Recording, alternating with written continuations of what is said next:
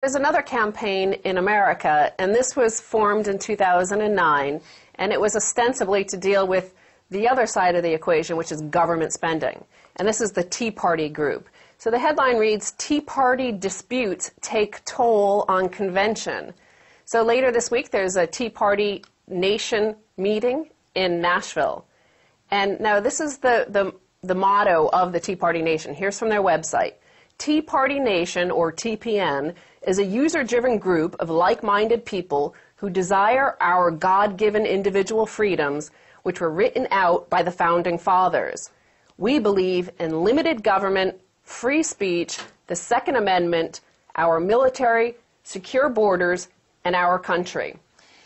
Well, you know, these Tea Parties need to get spanked. You know, I think they should line them up end to end, buttocks to buttocks, and they should form some kind of global spanking committee from countries that are fed up with these, you know, venal, egotistical, American, financial, consumeraholic knuckleheads, and just go on this mad paddling spree and try to, they need a good spanking. Well, the reason why there's controversy around this is that it was the Tea Party group.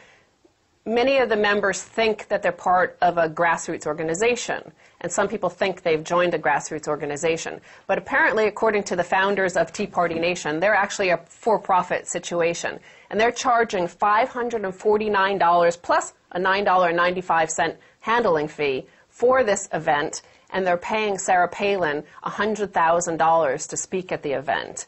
Now, Eric Erickson, who is the editor of RedState.com, a very popular right-wing or conservative website, called it scammy. Well, if you look at the schedule for this week, they have all sorts of, their meetings are around organizing tea parties, forming youth groups, and voter registration drives. The very same thing that many people from the right, and this, by the way, this Tea Parties all want, they're like supporting Republican candidates, and their aim is to take over the Republican Party. So they are for big government when it applies to the Republican Party. Remember, George Bush expanded the federal government more than almost any other president before him. He doubled the national debt, and he expanded the military expense so much.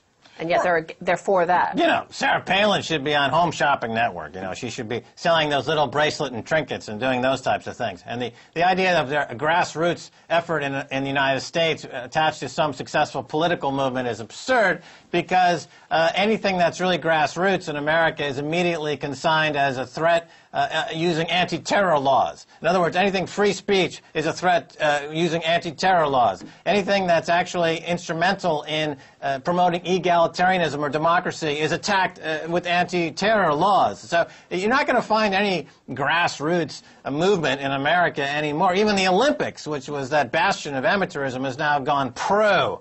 You know, you don't really find anything anymore that's genuine. And the whole notion of Tea Parties, by the way, harkens back, of course, to the Boston Tea Party, part of the American Revolution, and the idea of no taxation without representation. And those founding fathers in America are rolling in their grave, that these people have co-opted that phrase to serve their own selfish interests, have nothing to do with democracy as that's iterated in the documents founding that country. Well, their very own statement says that they support the military, and the military is responsible for much of the U.S. deficit. Remember, it takes up well over half of the U.S. Government revenue. So it itself is a cause of the deficit. Yeah, there's mercenaries. And the next headline.